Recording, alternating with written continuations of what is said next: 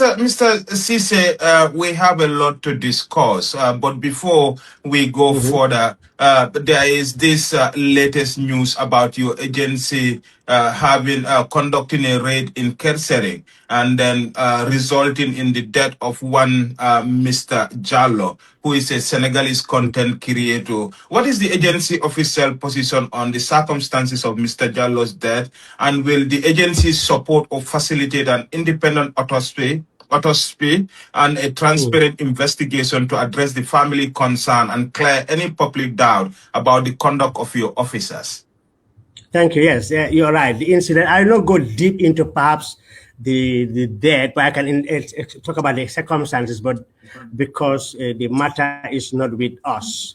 Okay. And now, as I speak, so I wouldn't delve. But what I can tell you, yes, that was after on a Saturday night. There was an operation by our agents in Kersering area. I've seen a lot of media information on that, but incidentally, you are the first person to ask me this. Many of these things I see online are reported by journalists who have not spoken to the agency, which I think is a little problematic, but I understand their situation. I don't want to blame anybody. I think they are concerned citizens. They have the right to speculate and also right to report what they know. But what I can tell you authoritatively, yes, there was an incident where our officers went to a particular residence. Upon very credible intelligence. At Lobo, the incident happened at Lobo apartment in Kersering. Yes, it happened at Lobo residence. It's a lodge. So our officers went there, very credible information. That's why we recovered drugs in the house. So the information was credible. So they went to the house and found two gentlemen there, young men. We later happened to know they are between the ages of 20 and 21, two of them of Senegalese origin. Yeah. Upon entry of our men, they started searching the premises. Beginning where the intel tell them where the drugs are, and they found drugs there. Okay. So I had people saying there were no drugs. I had many stories. I don't want to debate on that. They have their own opinion, but opinion, as strong as it cannot replace facts.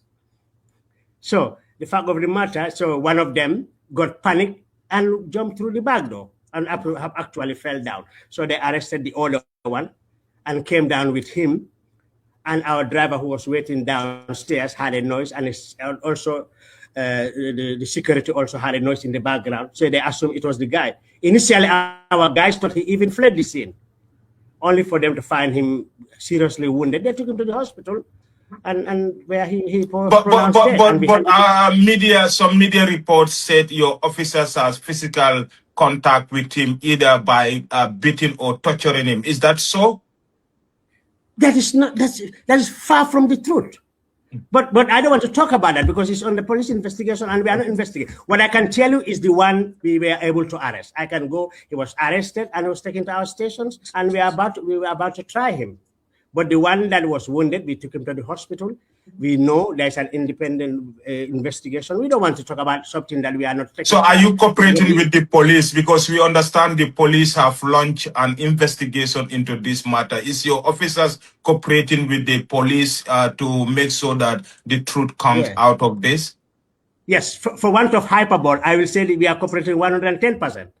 Okay. Because it's a credible institution. They have been doing this kind of job for the longest time, and we await their investigation. They'll investigate and they will tell us exactly what they found. And we are our people who went to the scene, the accused who was arrested after the incident. I believe, I don't know, maybe they'll call him, but we are not investigating. I cannot go deep into that, but I know the police is a very credible investigator. They've done investigation of bigger magnitude than this, and we think they will come out of the best. What we can tell you is what happened. What the media is reporting, without even talking to me, as you are saying, you are the first to ask me. There are journalists in this country who have written about this case. None of them have ever even called me. None of them have called this agency to find out what happened.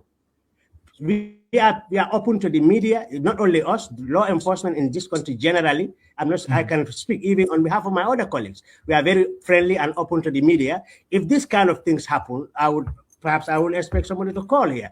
This is what happens. What is your take? We have had this from neighbors.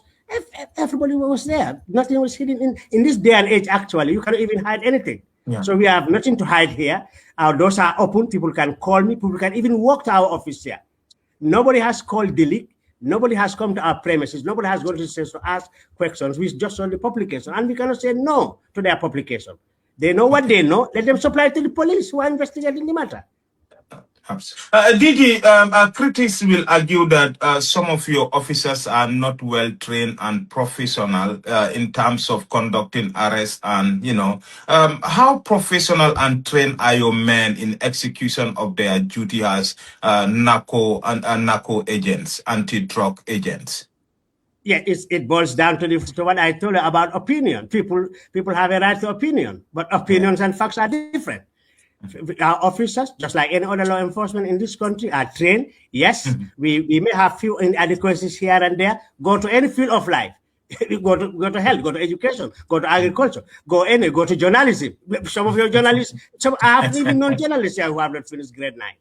So it happens. We may have officers, 1 or 2 or 3, or I cannot quantify, who may go with outside the ambit of the law occasionally. And if that happens, as a management, we take care of that. We know what we have done with our men, even before with my predecessor. We know in the spirit of the security sector reform, what law enforcement in this country are doing in terms of capacity and in terms of training on human rights, how the issues related to law of engagement, how force, particularly proportionate and credible, can be used, how you cannot do anything outside the ambit of the law. And if you do, us here at Delete, I don't want to spill the beans on what we did on some of our men or women who have been found wanting in terms of trying to breach the code of conduct of the agency, particularly with their dealings with the community. Because after all, these are the communities we serve. You cannot brutalize people. You can